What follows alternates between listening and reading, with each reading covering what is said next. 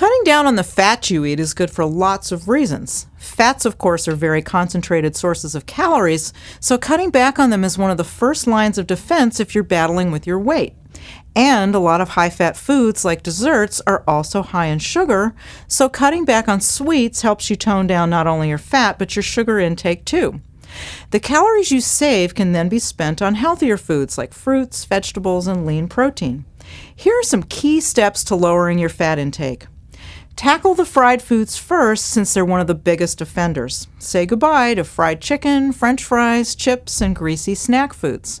Next, target those creamy items in your diet, the dressings, sauces, spreads like butter and mayonnaise, creamy soups, and creamy dairy products like cream cheese, sour cream, and whole milk. Swap for lower fat versions, reduce the quantities, or omit them altogether.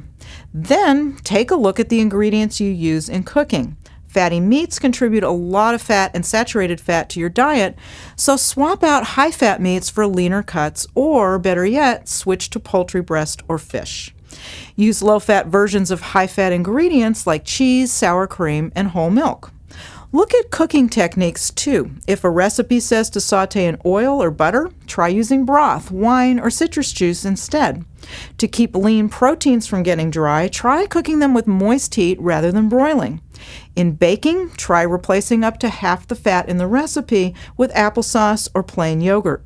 One great way to reduce overall fat calories is to add low-calorie, fat-free veggies to as many dishes as you can. You can add extra veggies to foods like soups, stews, casseroles, pasta sauces, and meatloaf. It's a win-win since you'll not only cut back on fat calories, you'll get a big nutrition boost from the added veggies too.